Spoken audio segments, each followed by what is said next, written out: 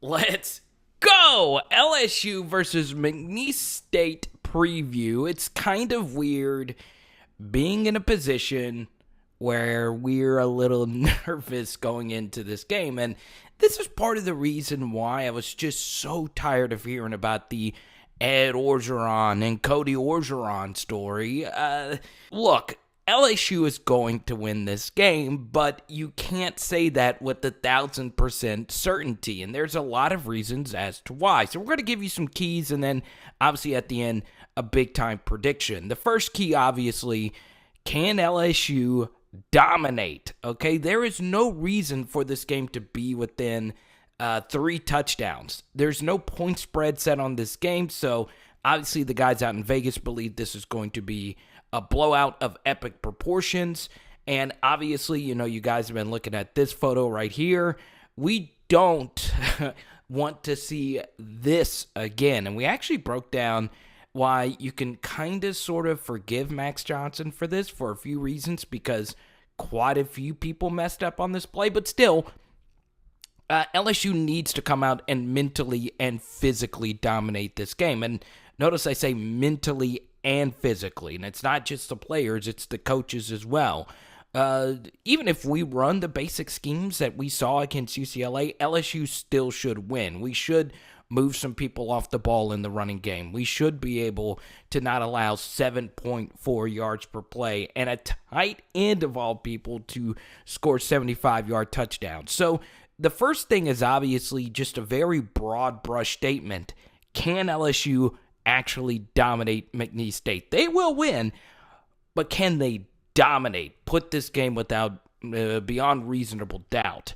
Key number 2 are the injuries. We're going to be seeing a lot of guys getting their first time starts out there for LSU, and we're already down to basically the 4th string tackle when you really think about it, because obviously Dare Rosenthal left during the summer. Austin Deculus and Cam Wire will be out for this game, so you're going to see a really young offensive line, and LSU is in a little bit of a panic mode, obviously with offensive line depth to begin with everybody fully healthy, and that was with Dare Rosenthal. So it's not just the injuries, it's just the all-around eligibility of players as well, with academic issues and all of that going on. So in other words, obviously LSU lost. They were handled by UCLA, especially in that second half. It's one thing if you lose in a close game, a knockout, drag them out affair, but, it was the same coaching, lack of adjustment issues, and there are some cultural things that are wrong with LSU, with guys just not doing the things they need to do to get on the field, and also a lot of these injuries. I mean, it wasn't just this week.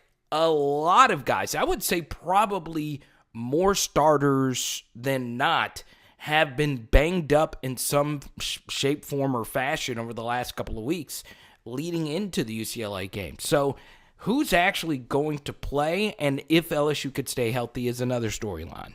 Key number 3, what about the young guys? Jack Besh had this impressive catch early in the game and only got one other target after this. Brian Thomas Jr. also got a really, really, really nice catch.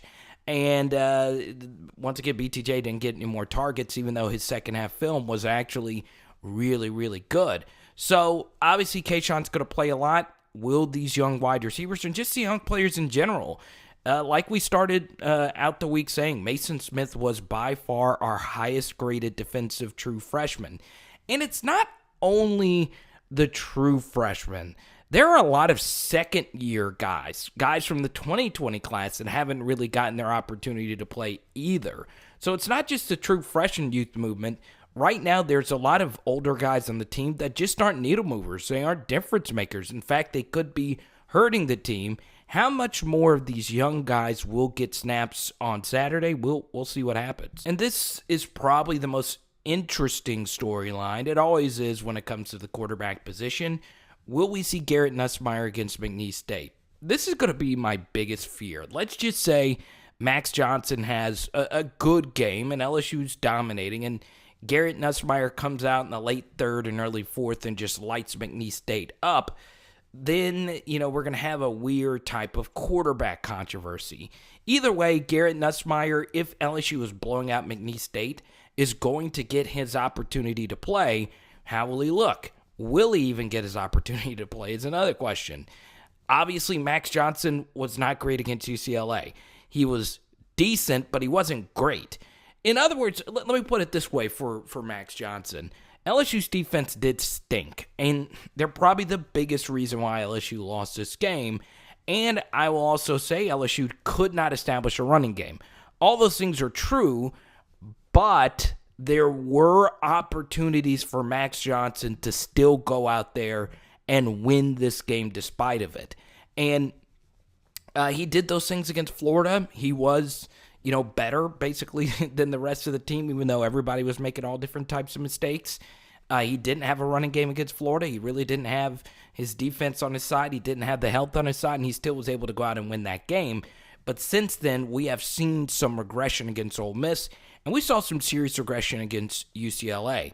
So, yes, Max Johnson was decent, but he wasn't great by any stretch of the imagination. So I'm looking at you right now. We are so close to 5,000 subscribers, and we're going to be giving away this autographed Skylar Green card to one of you. Yes, you. So all you got to do is subscribe to the channel, like the video, all that good stuff. And this video right here was actually our deep dive on Garrett Nussmeier. Now, a lot of you will take that as a criticism that I don't believe he should be a starter as a true freshman. I don't think any quarterback is ready to play Division I football as a true freshman. It is such a huge jump, especially Nuss. He did play at an extremely high level in Texas. So, that's one thing. Also, in this deep dive right here, there is one stat that Garrett Nussmeier has that is better than any high school quarterback that has ever come to LSU. That includes Ryan Perlew. That includes Joe Burrow's ridiculous high school stats. There's one stat that was actually pretty impressive. So, basically in this scouting report, I view Garrett Nussmeier, he gets a lot of Manziel comparisons, kind of like Zach Wilson. He likes to throw on his off foot. He is a whirling Derbyshire of a playmaker. Likes to make off-platform throws. My only issue is I think athletically he's good. I don't think he is a special athlete, and I think part of the issues as a true freshman quarterback who makes a lot of extended off-platform plays is that those become even harder at the next level when you're going up against defensive ends that are as fast as you are.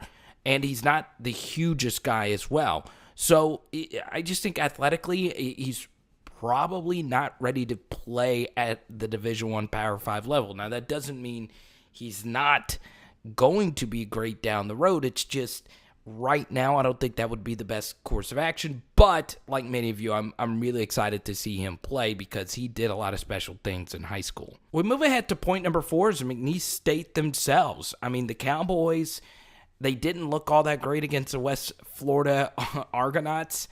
You would think that was an XFL team, honestly. But still, they lost this game, 42-36 last week. Obviously, the Cowboys are in the state of Louisiana, and there's obviously a lot of LSU connections to the McNeese State team. Also, Jamal Pettigrew is on this team. He had 2 catches last week. But obviously, if you look at this box score, you see Cody Orgeron had a lot of yards and 2 touchdowns. And their running back, Stephon Hutterson, is actually a Tulane transfer. You notice his numbers weren't all that impressive, 20 carries for 73 yards.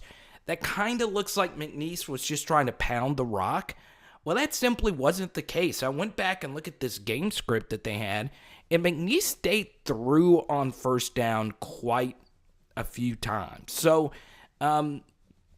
it's interesting. I think McNeese's offense is actually pretty decent.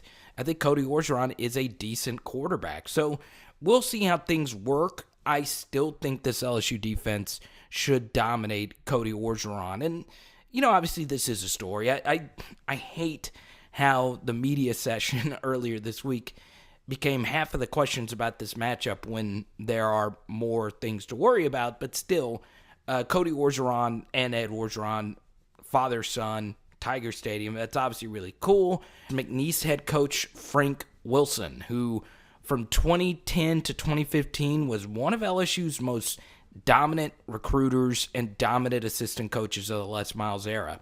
Obviously, Frank Wilson had a big hand in getting Tyrann Mathieu to LSU.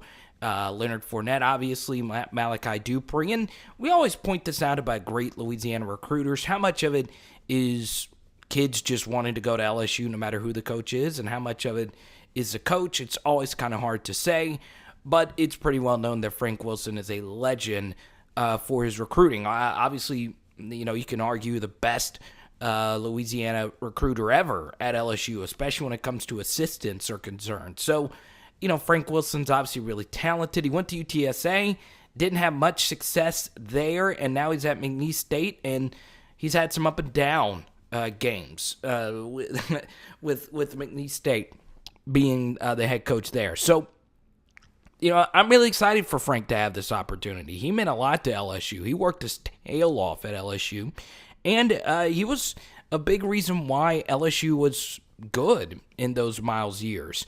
And, he was lucky to leave when he did before the Miles years got really rancid.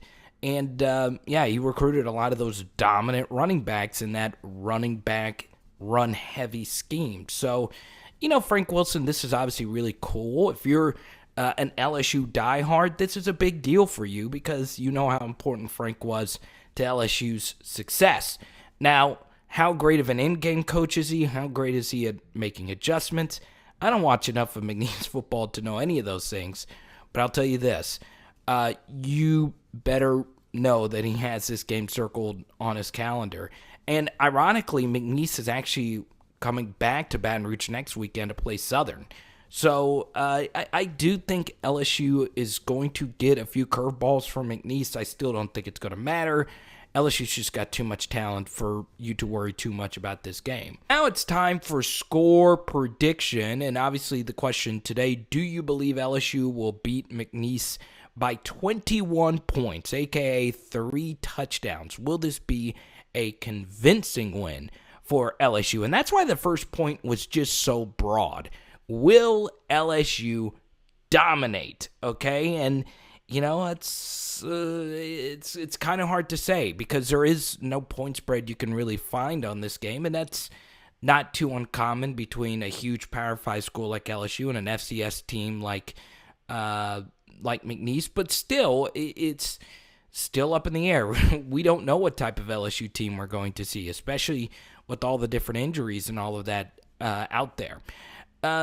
Personally, before I give you this prediction, I appreciate this has been one of the more successful weeks on the channel in quite some time. We had another video hit 10,000 views, the UCLA game, and, I really appreciate that. But you guys are seeing stats that I posted on Twitter about the yards per play numbers, and, I hope an FCS team isn't opening the lid on our defense again.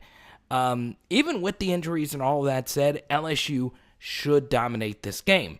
But this is a problem that LSU's going to have because the biggest issue in this program right now is Ed Orgeron's in-game coaching. It is so bad. He is probably the worst in-game strategist in the SEC West, or maybe in the entire SEC.